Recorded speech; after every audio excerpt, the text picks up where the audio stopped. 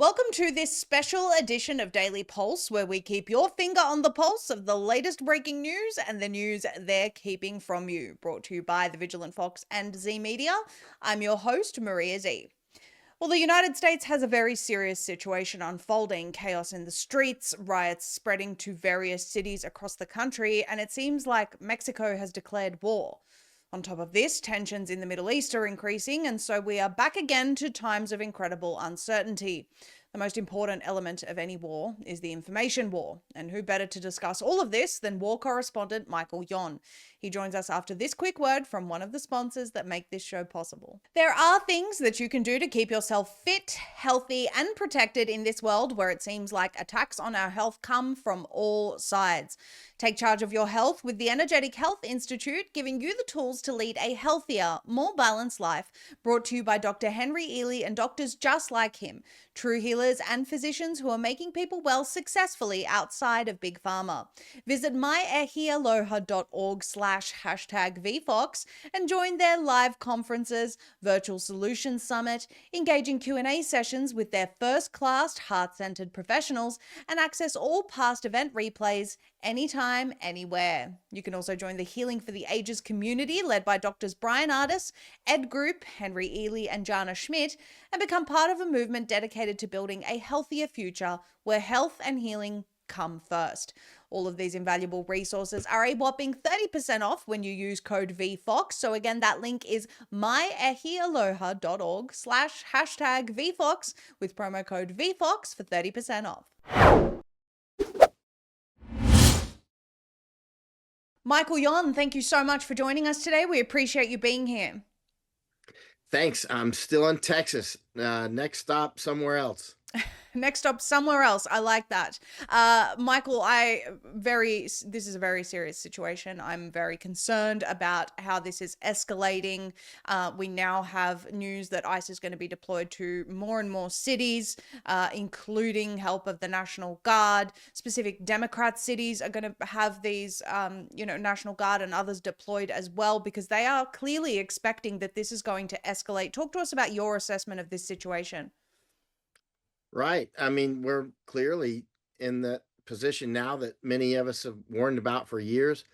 Some people have warned about it for generations, actually, and it's coming to pass. I mean, we've been invaded. It's actually a war. The president of Mexico clearly has declared war, openly has declared war on the United States. And here it goes. I mean, they have successfully invaded the United States. They're waving foreign flags and burning.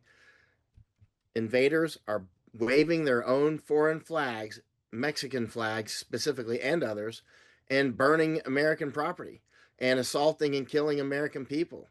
And the United States response is, okay, go ahead and respond.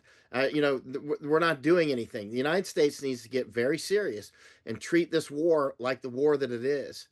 Meanwhile, of course, you see that the United States is right on the cusp of potentially actually going for Iran. U.S. citizens have been warned to leave the area. Yes, that is something that's also just happened.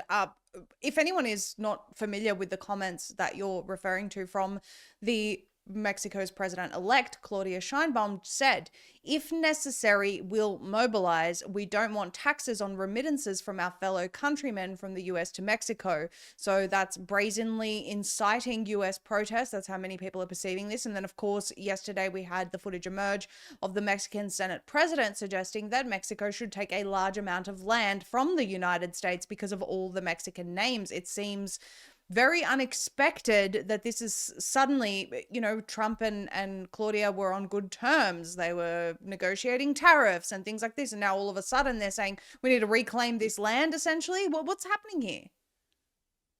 Well, I mean, some of us have been saying this for years, that eventually Mexico is going to go for a big chunk of the United States. And they already have been. They've been flooding the United States with invaders who have been, doing all sorts of things. They're not all working, and many are just doing crime. A huge amount. Mexico has helped China invade the United States with fentanyl, killing unknown numbers of Americans, but in the hundreds of thousands over time, and other drugs as well. I mean, these are actual weapons of war from which they are profiting. And in the meantime, the border still is actually wide open. Now, I'm not saying that the flows are like they used to be. They clearly are not. You see that map? That's an old map. Again, many of us have said, keep in mind the U.S. I'm sorry, the Mexican military has trained for generations for a war with the United States. And let me be very clear that that was not a misstatement. The Mexican military has trained for generations for war with the United States. So they've been planning that we will have a war together. So this isn't anything. This isn't anything new. Well, it's new for Americans who aren't paying attention, but it's not new for Americans who have been warning so long that these entities that are flooding us with drugs and invaders are actually at war with us, and they're making billions of dollars off, probably hundreds of billions of dollars off of it in aggregate. And so here it goes. And now you see they're waving Mexican flags and in some cases other flags, and burning property, assaulting people, having murdered huge numbers of people over the years. And it's from here it's going to increase. Meanwhile, we have other issues at hand.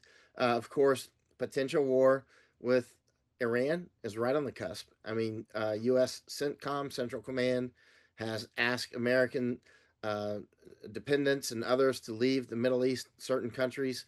Uh, there you go. I mean, now General Eric Kurilla has said that he's got a war plan for Iran now, and he's ready to attack Iran. I know Eric Kurilla. I was spent 5 months in combat with him, very close combat. In fact, I was right beside him when he got shot 3 times. So I know him quite well, and he's a very serious, very aggressive man, and very capable in combat.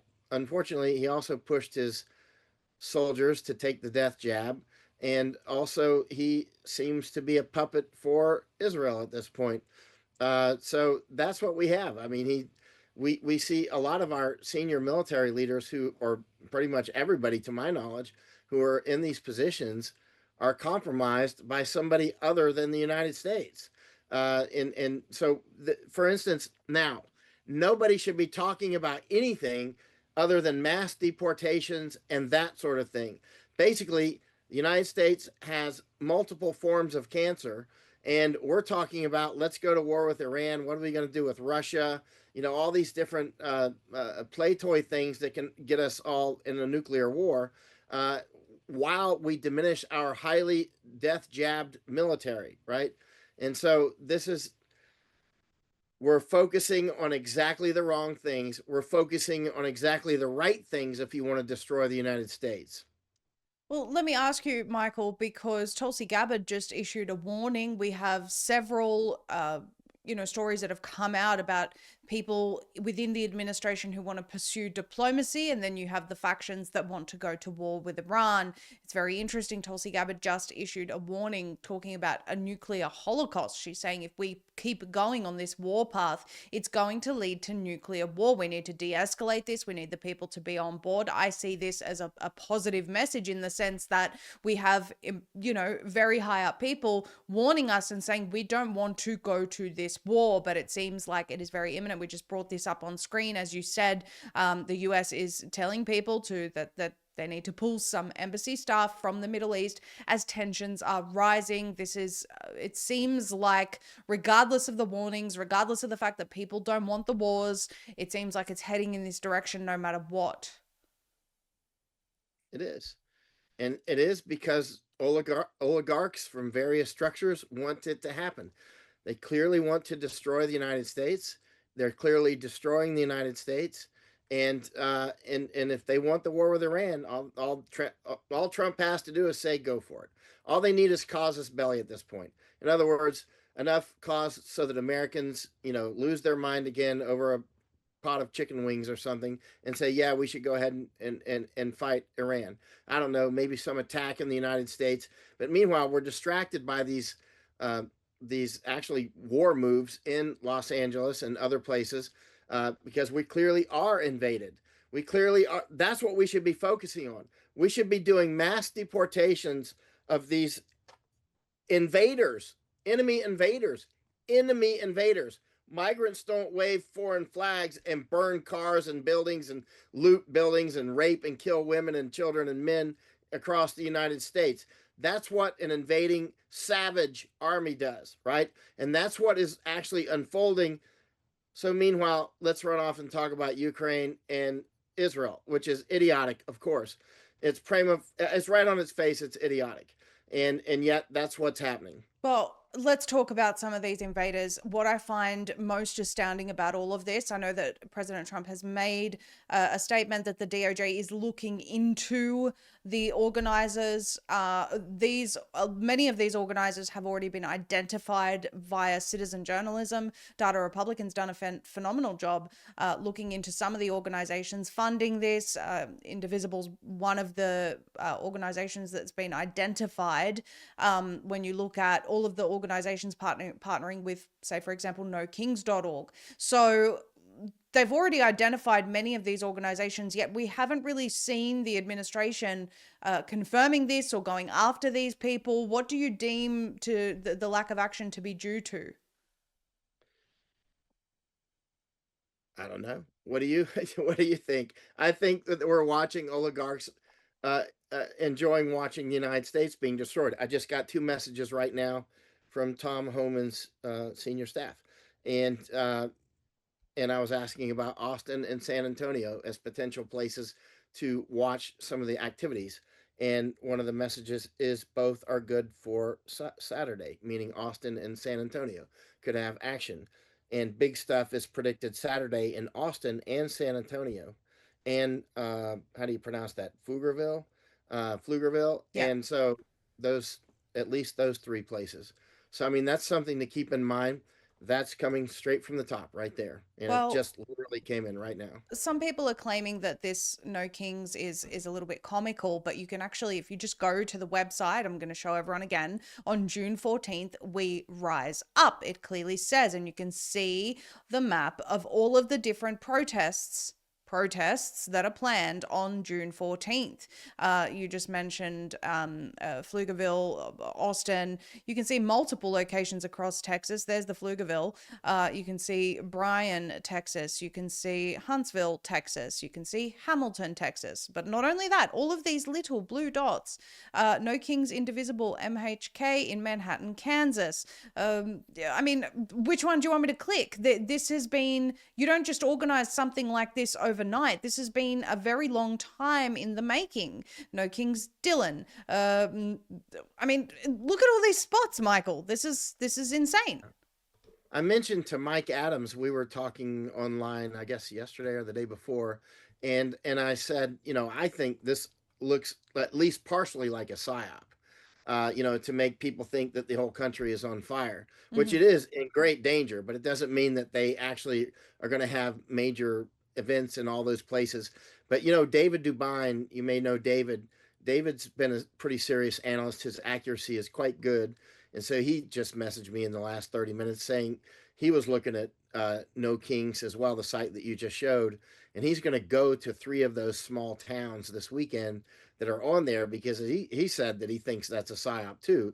That, some of these dots, because he knows these certain towns that are Mm-hmm. not far from him, he's going to go check out all 3 of them and see what he sees. So let's see, David's a good witness. In other words, his he sticks to the facts and he's got a good analytical mind. So let's see what David finds in his section of town. And then as I'm in Austin and or San Antonio, I'll tell you what I see. Well, that's a really good point because, as I said, and I'm just going to bring it up again, you look at something like this and you see how well coordinated and planned this is. You're talking about this would take months and months of planning to get all of these locations organized. And whilst they may be planning in those locations, that may actually be a distraction from the real plan. It's a very good website. And by that, what I mean is it's the graphics are good.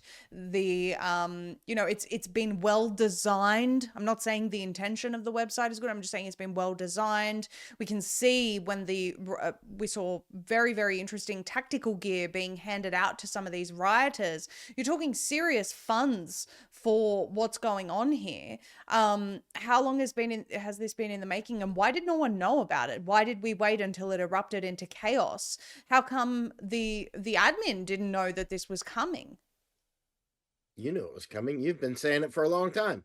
And so has Mike Adams. And so have many others. Alex Jones, long list of the crazy people, all have said that this is coming. You Yes. know, the crazy people. Because, it was quite obvious. I mean, that this is coming.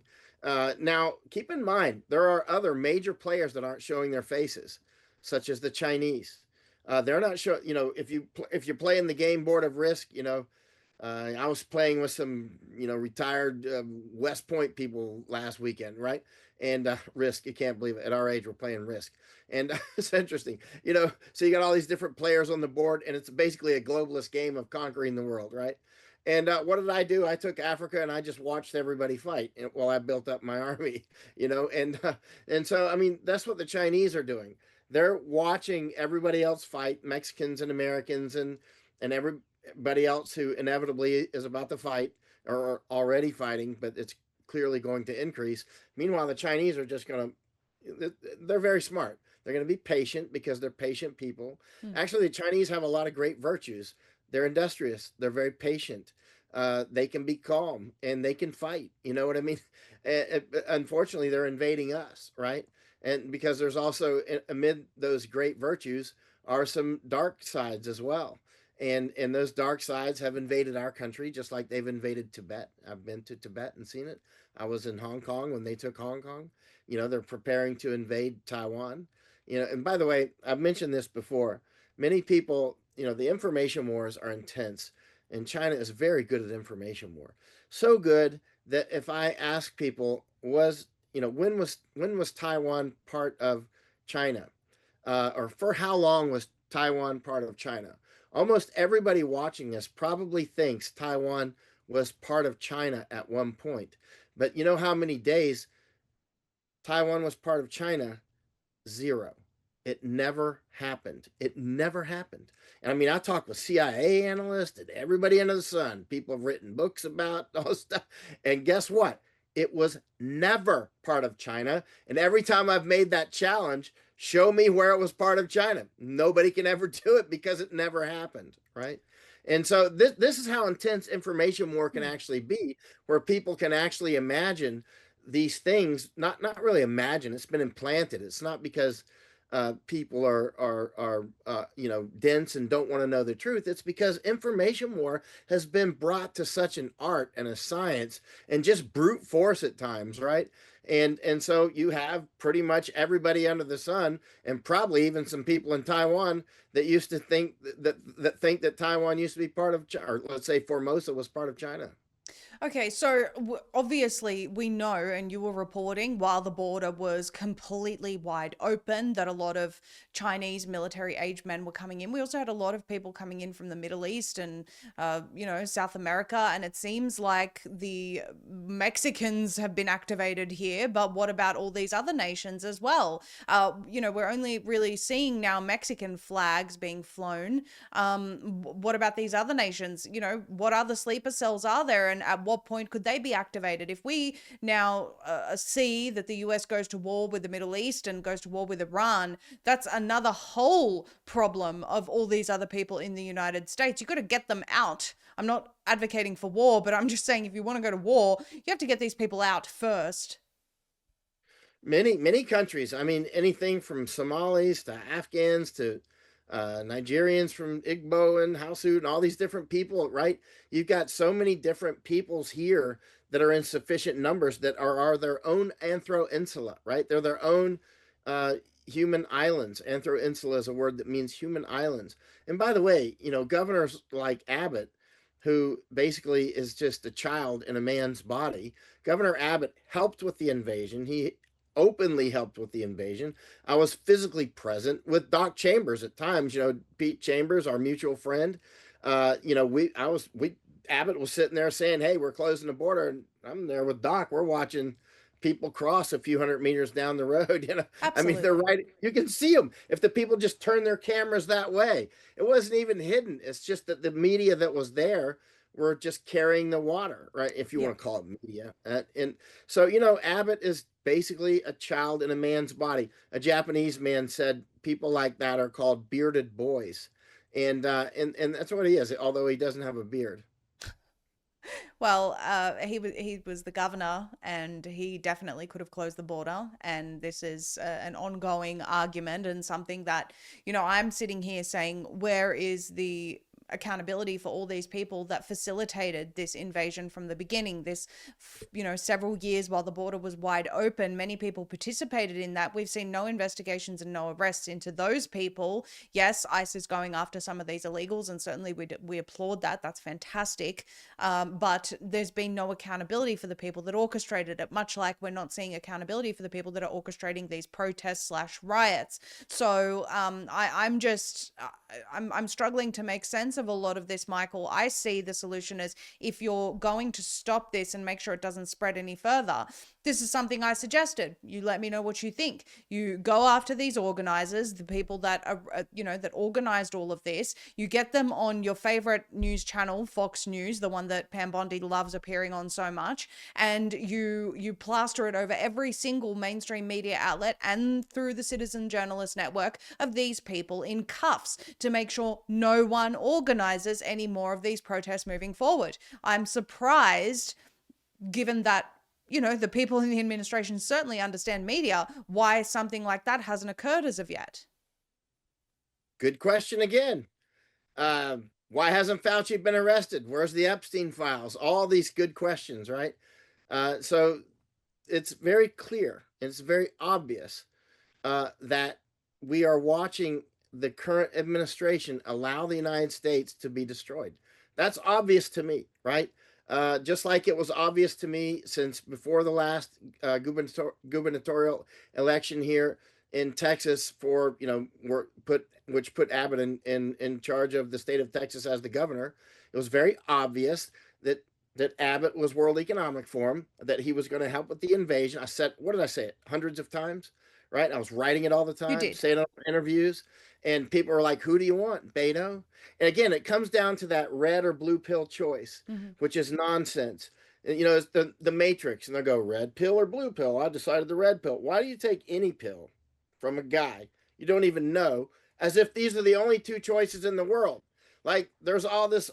Why do you take any pills, right? It's almost like we're in one of these clipper ships sailing up, the side of a new continent, and we're deciding, should we take that river or that river into the island of death, right? Up in with our ship.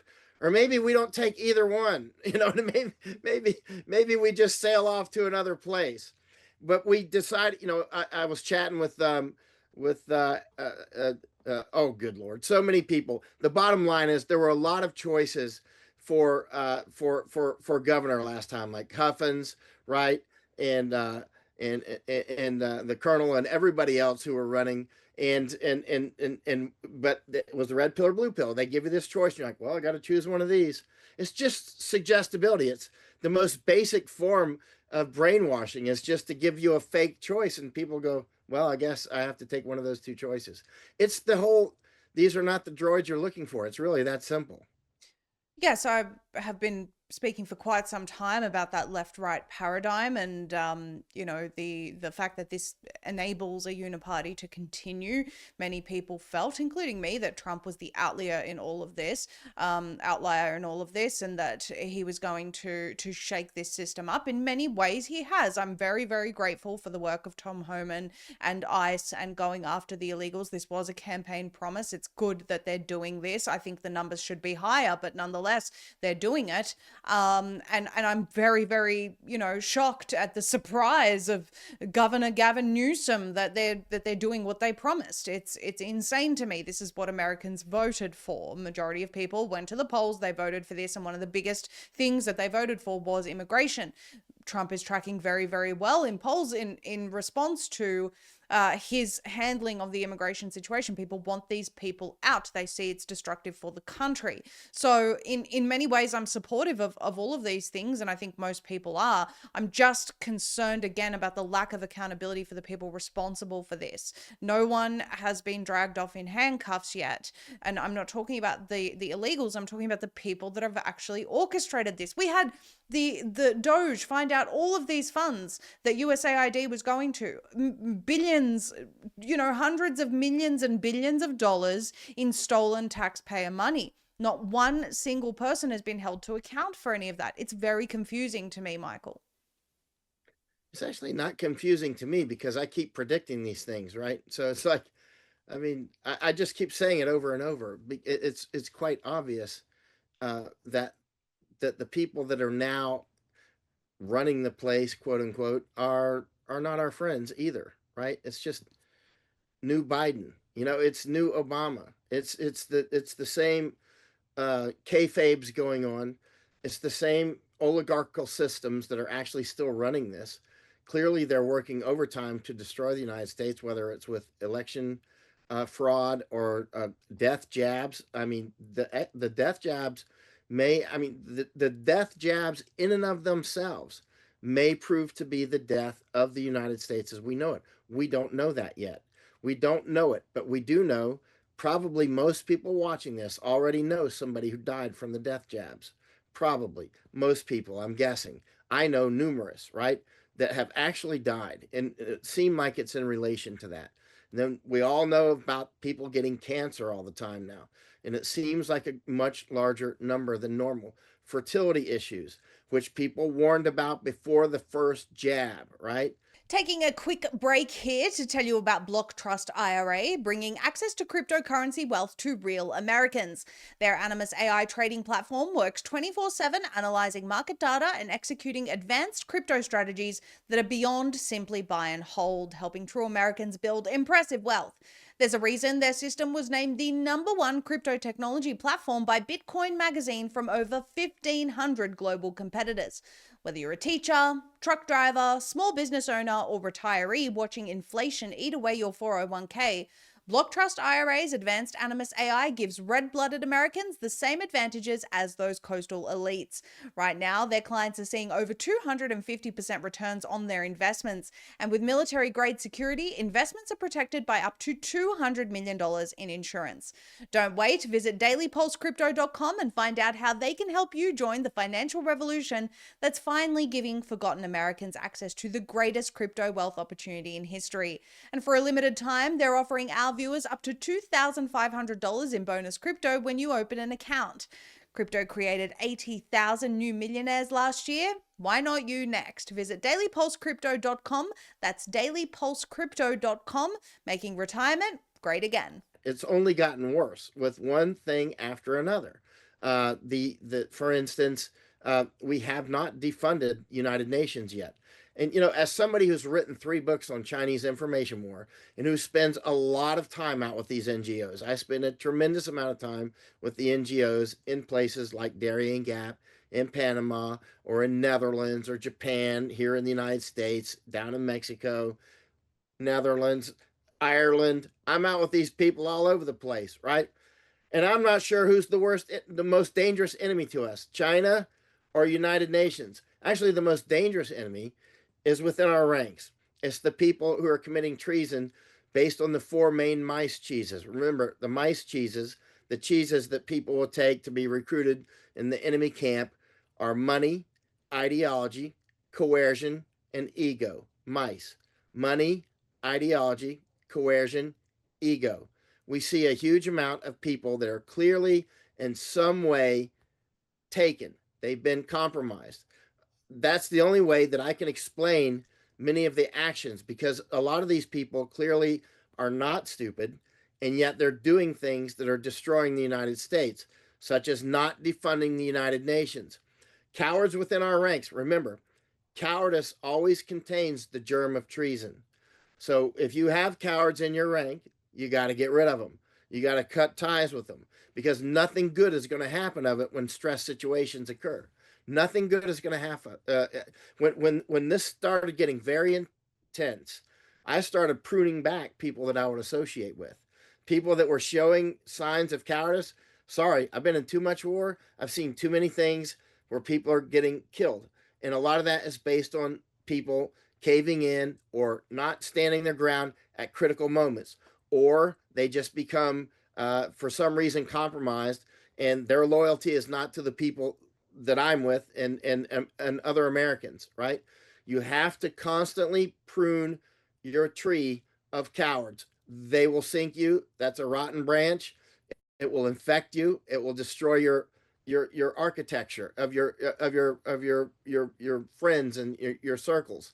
And you see a lot of these people that are either elected or installed into positions are natural cowards. They're always blinking and waiting to what will Daddy Trump say, right? What will Trump say so I know what I can say, right? They're not standing their own ground. They cave. And so we have to be careful for that. Remember, the worst enemy that you can possibly have is in your own camp. And it's just somebody that you did not basically address within your own ranks. I'm certainly grateful for your analysis, Michael, and I think that it's very, very important to remain unbiased about all of this and look at every single option that's on the table. My concern, and I think the concern of any honest media working in this day and age, is the people, more so than towing the line of any political party. And unfortunately, there's far too many outlets that are more interested in towing the line than looking after the people, which is who we ultimately serve. So, I'll always allow people like you to say your piece, and give You people have. points Thank to, you.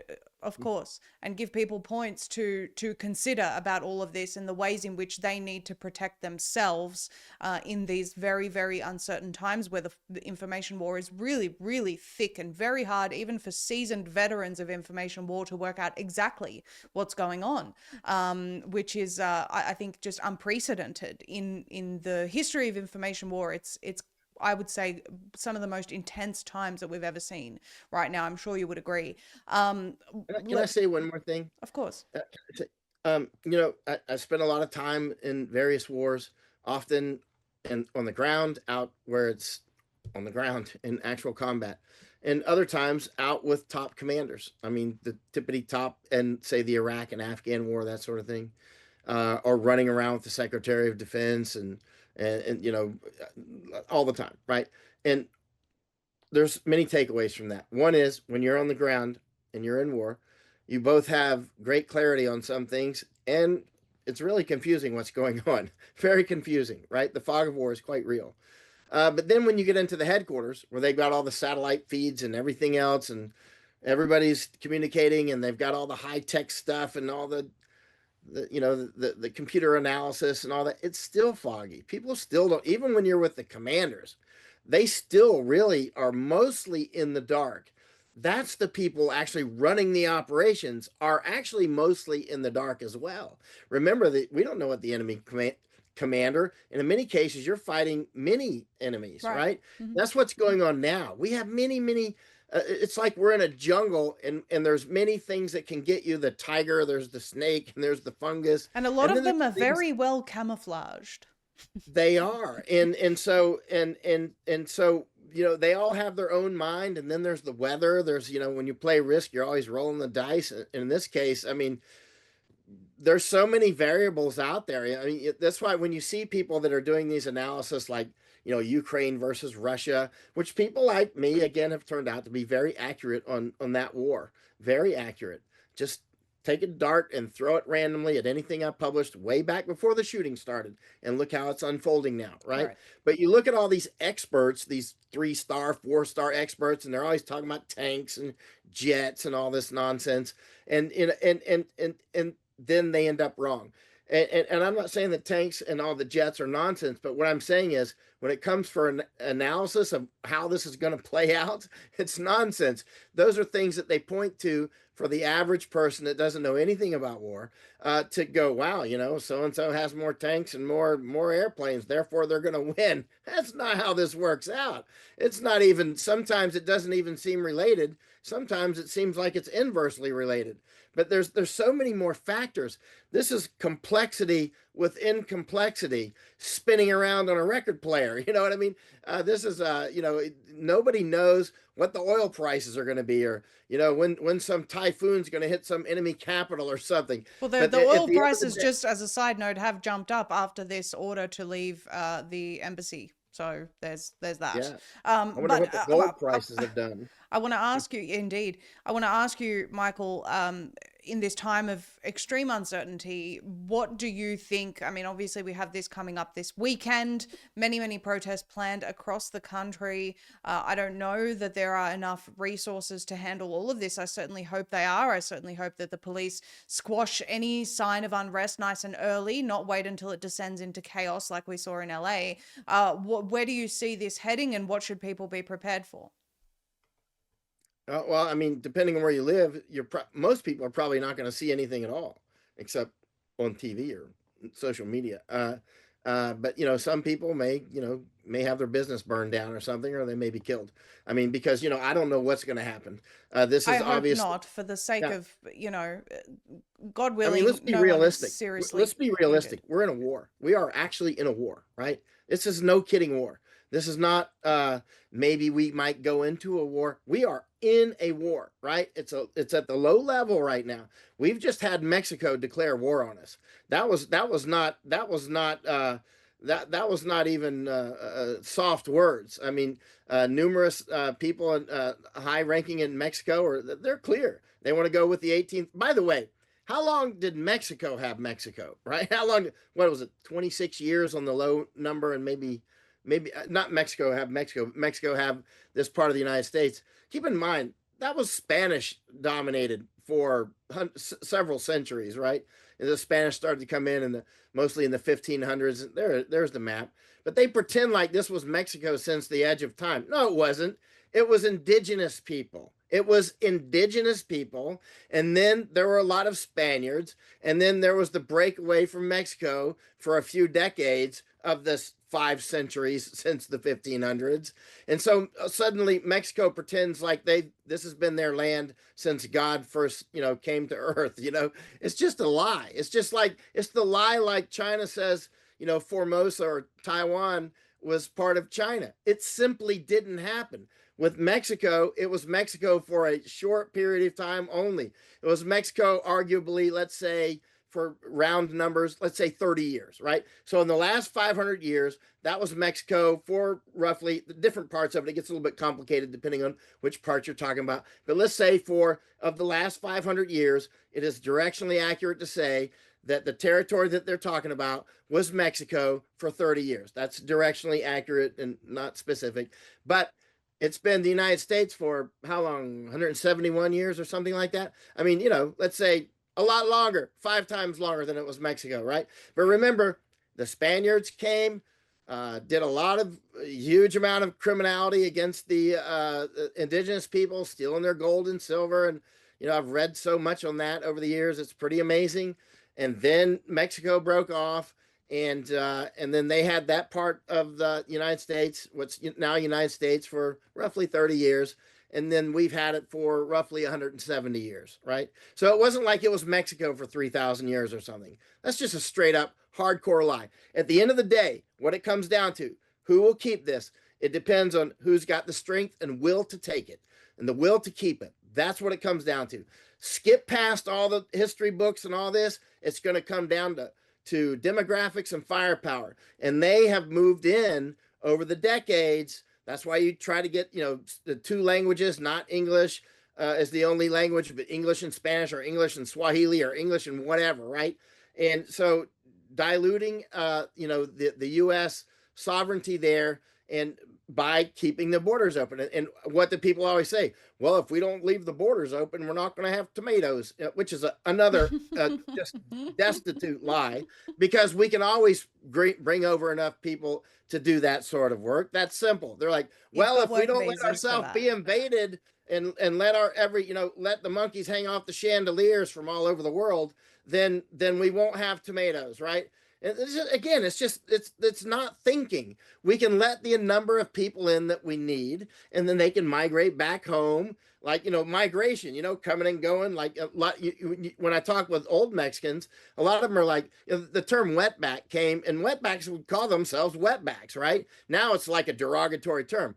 But the last time I heard the term wetback was from an old Mexican man a few years ago on the border in Texas, the Texas-Mexico border. And we were right by the Rio Grande, actually. And he said, I used to come across the river right here. I was a wetback. And he said, I like to work in the United States but I like to live in Mexico. It's cheaper down there, and I'm Mexican, but I like to work up here. And he goes, so I would come and many of us would come back and forth every day. And that's where the term wetback came from, because we would, come across the Rio Grande. And, he loved America. I think he sincerely loved America. And many of them do. And Well, I of think course, he and feels I just want to say American. there are many that do, and many, by the way, Mexicans who came here legally who are very, very disgusted with this. But it's not just They make Mexicans. good soldiers. They make good soldiers. Sure. Like the Mexicans that have joined the U.S. Army. Like I know one. He's a good friend of mine in the Iraq War. He ended up getting shot, but he lives in California now. He's a great guy.